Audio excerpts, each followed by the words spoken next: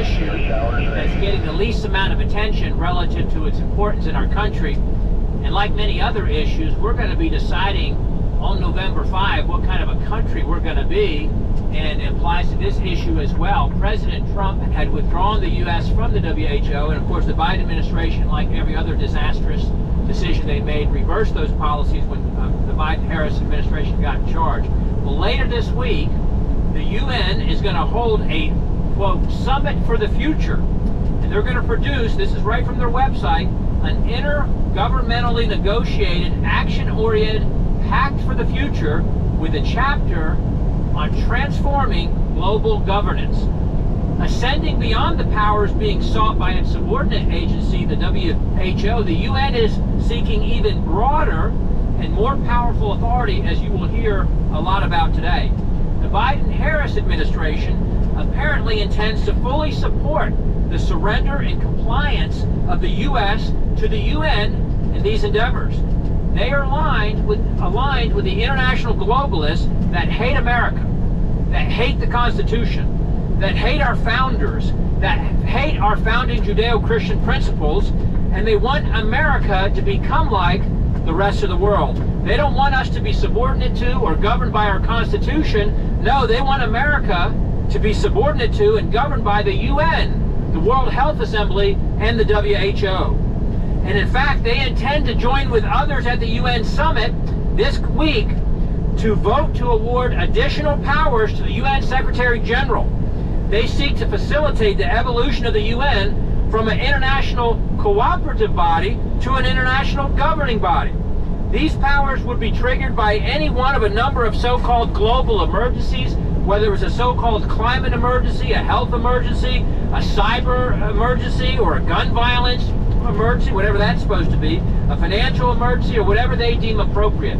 And the Biden-Harris administration is in full agreement with the UN and the WHO on efforts to place us under their authority and to require such things as their international health regulations, including the surveillance of U.S. citizens, the censoring of dissenting views, and much more.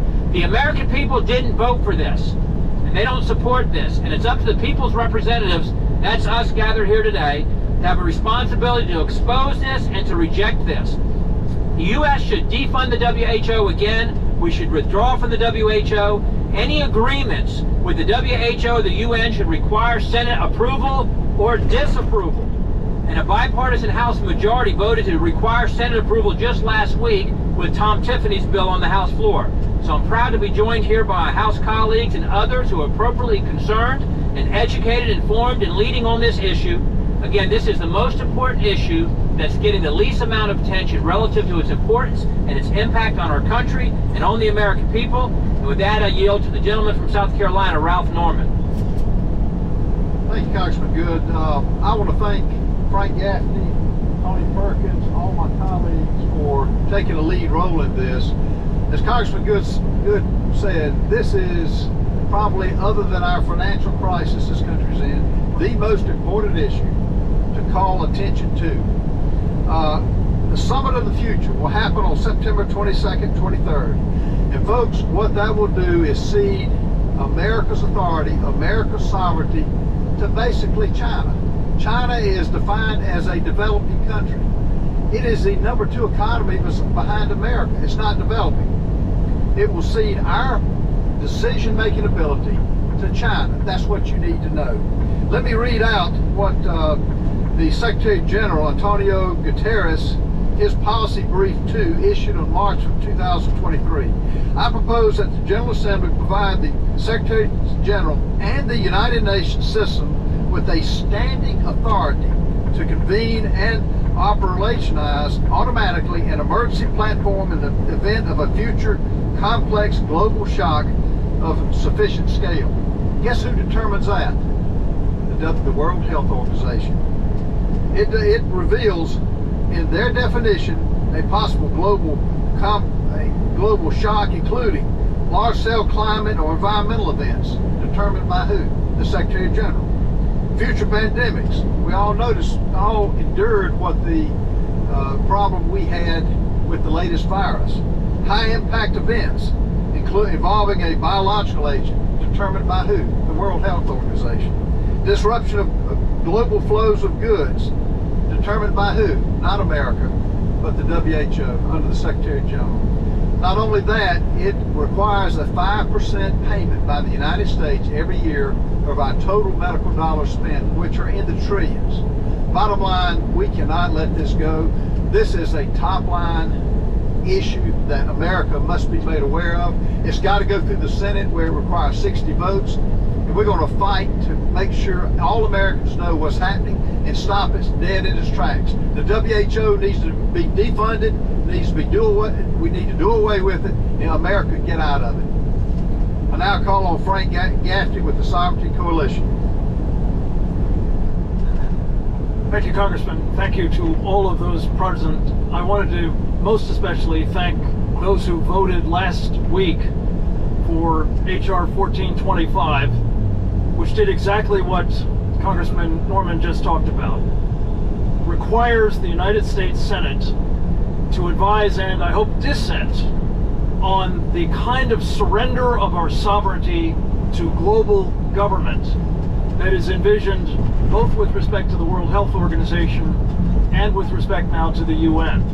That's, make no mistake about it, the agenda of the UN Summit of the Future. That is unmistakably what they hope to put in train with their so-called Pact of the Future. And the thing that is absolutely infuriating about all of this is not only, as these gentlemen have said, this is really important. And most people in the media, most people in government, certainly the vast majority of Americans have no idea this is even going on, let alone reading in the rest of us. So it seems to me that what is needed now is not only to have the Senate charged, as with the World Health Organization's International Health Regulation Treaty, also the Pact for the Future. There must be no application of whatever they come up with in terms of world government by the UN Secretary General without the Senate's advice and consent. And secondly, I call here today on former President Donald Trump to use his platforms to address and draw out his opponent, the Vice President of the United States, on whether or not she supports world government. And if she doesn't, for her to disavow what the Biden administration is doing right now to try to bring it about. Thank you very much. Next up is Andy Biggs. Thank you, Frank, and thanks to Bob and Ralph for organizing this, for all who are standing with us, my colleagues, and those who are concerned about this. You know, this administration has attacked United States sovereignty since day one. They've done it by attacking our geographical integrity, and now they want to cede our sovereignty over to the United Nations, and in particular the World Health Organization.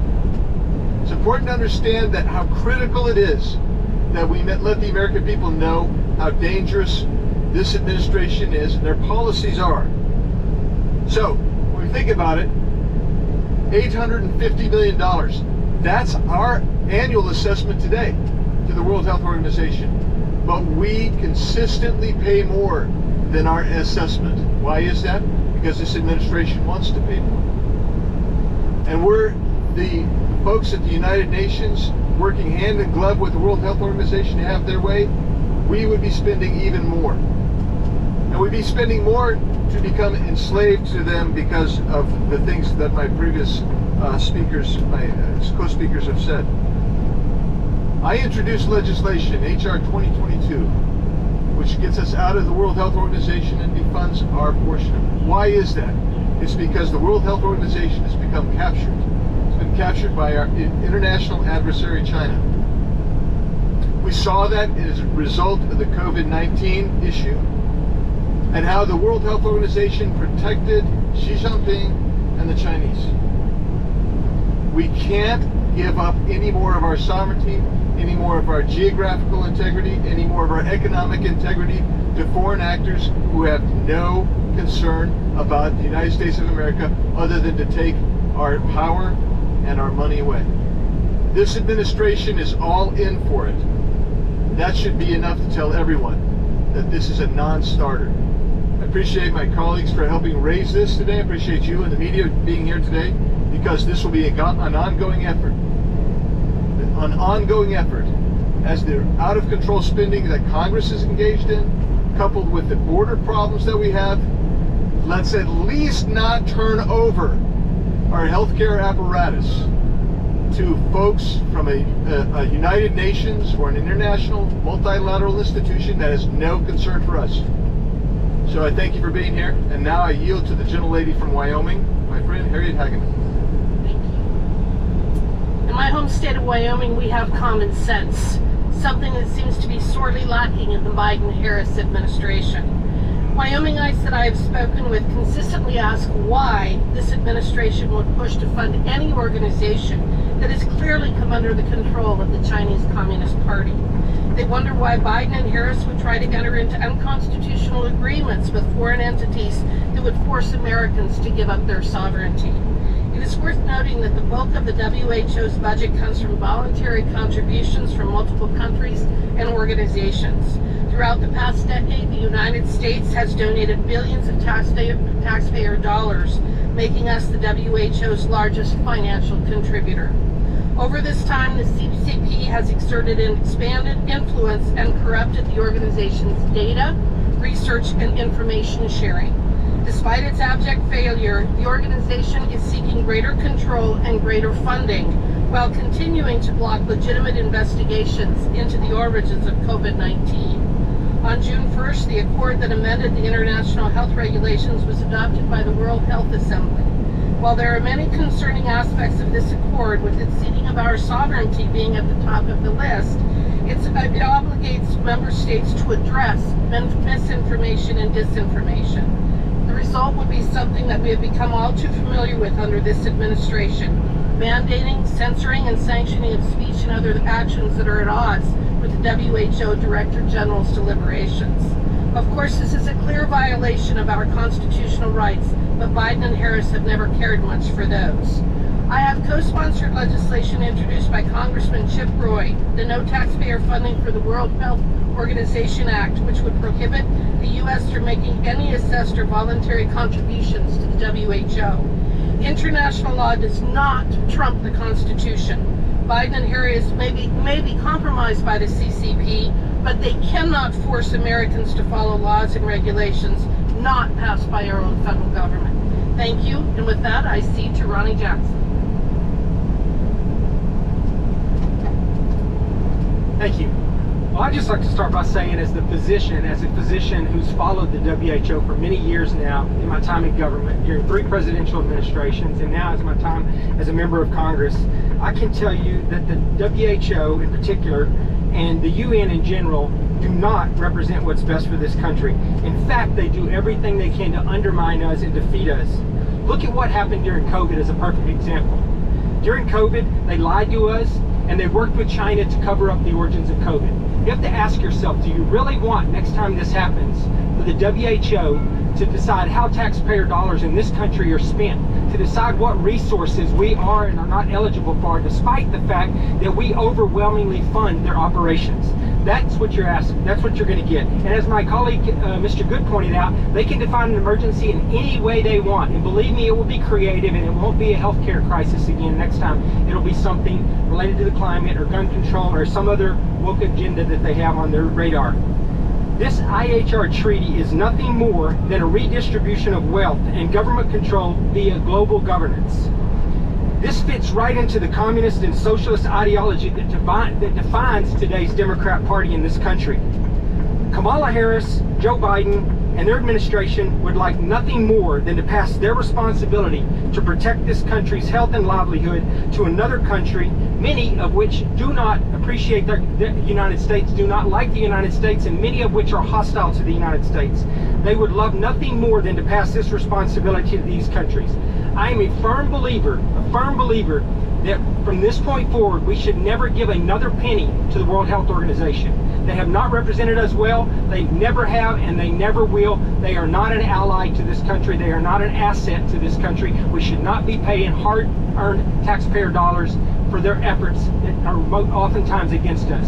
With regards to the United Nations, I've said it before, I'll say it again. I think the best thing we can do for the United Nations is to go to New York and push the entire thing off into the East River. And with that, I turn it over to Tony Perkins from the Family Research Council. Thank you. Thanks, Doc. Well, we're here today to rain on the WHO's parade as they march for power.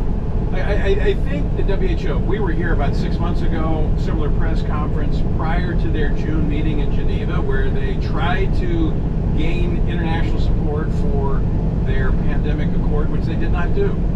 And I'm becoming convinced that the WHO thinks that the rest of us have brain fog from COVID, and they're just going to keep trying this over and over again. But the facts do not change. This is a global power grab. And when you look at the various aspects that this would touch, in particular that have been touched on, that are very concerning, is their focus on so-called disinformation. What we recently saw in Brazil with X is a prime example of what governments would be doing, being empowered by the WHO's pandemic accord, calling on governments to silence and censor dissenting voices. So in America, we cherish the First Amendment. We cherish our freedom. We cherish our families. Both are endangered under this pandemic accord. And I echo the calls here today, number one, to defund the WHO and get the United States out of it. But secondly, any agreement that is advanced by this administration, signed on to, should be submitted to the Senate for ratification and be treated as it is, as a treaty. So I thank these members of Congress for continuing to bring attention to this. While many ignore it, the WHO continues their march for power, and they will not stop. It's going to be incumbent upon this Congress, this institution, stopping and protecting the American public from the WHO. And with that, I turn it over to Jim here. Reggie. Reggie Littlejohn, co-founder of the Sovereignty Coalition and president of Anti-Globus International. Thank you to Representatives Bob Good and Ralph Norman, and my other colleagues here, including my co-chair, Frank Gaffney, for organizing this press conference.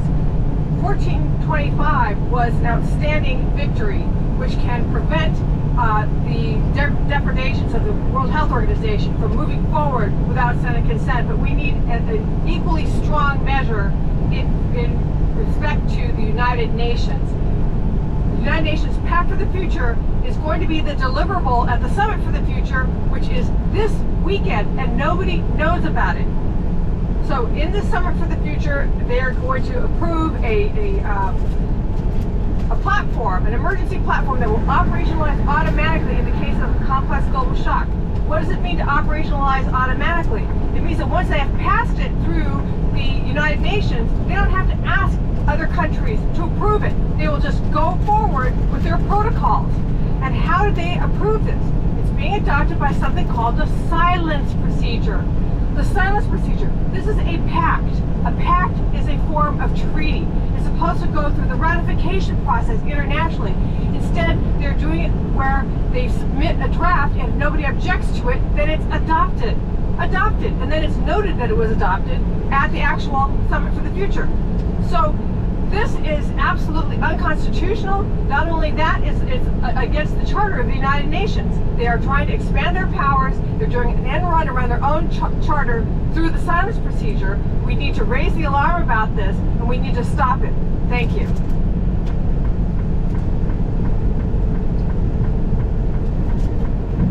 Next one is Representative Eli Crane. All right, thank you guys for coming out today to cover this. I want to say thank you to Congressman Good, Norman, for hosting this, and my other colleagues for showing up. Obviously, this is a complete disaster. I'm not surprised at all that this administration is supporting it. They've completely betrayed us on our southern border, and it looks like they're attempting to sell out our sovereignty once again with this agreement. I just want to read what my colleague, Congressman Norman, read. This is from Gutierrez.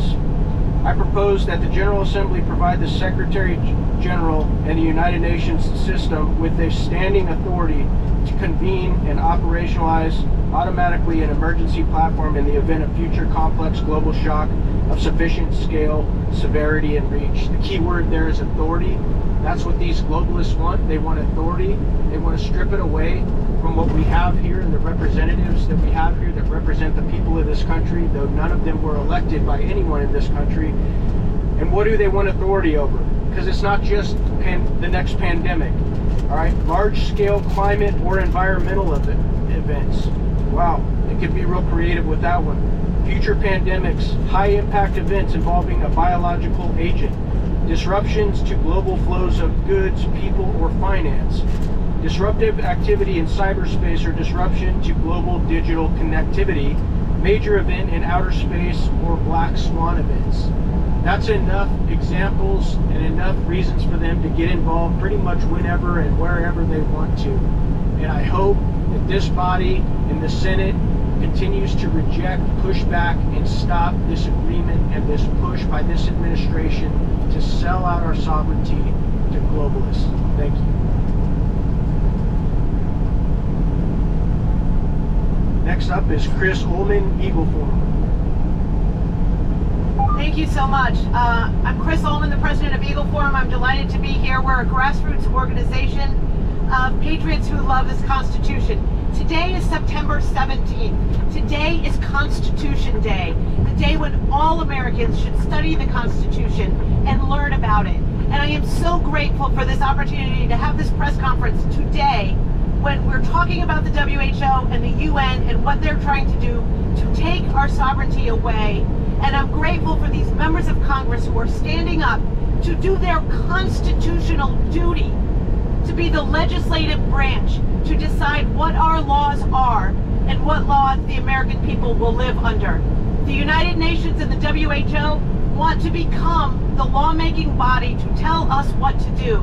And these members of Congress last week took a step to say, no, it's our job to make the laws, not the UN and not the WHO.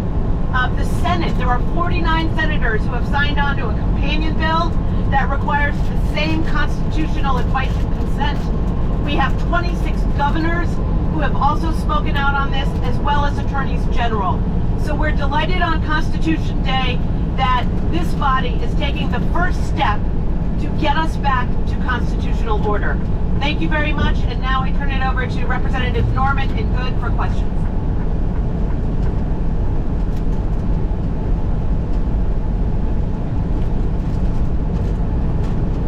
Harry, good question.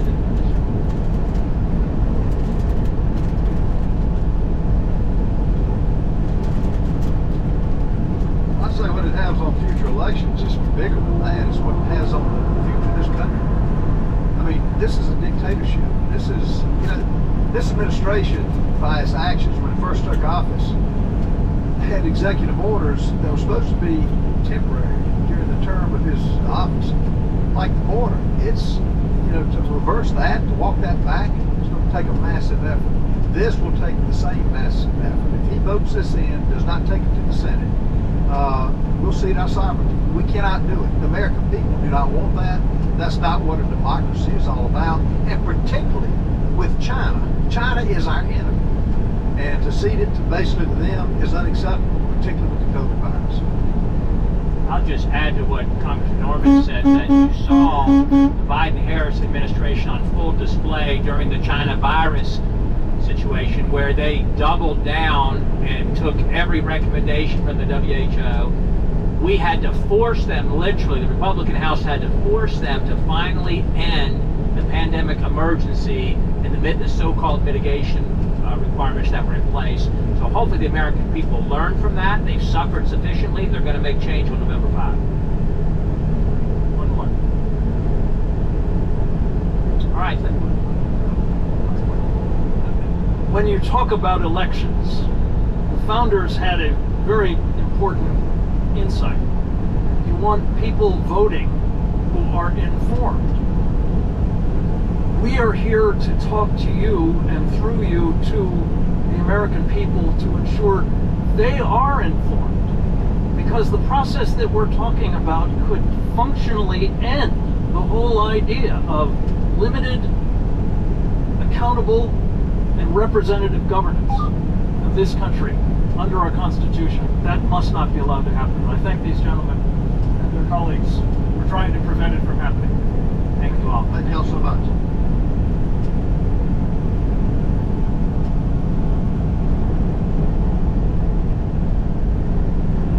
Boys, we've got a couple seats here. Have a seat and make yourselves comfortable. We wanted to have an open conversation tonight that we don't often have in this country. And first of all,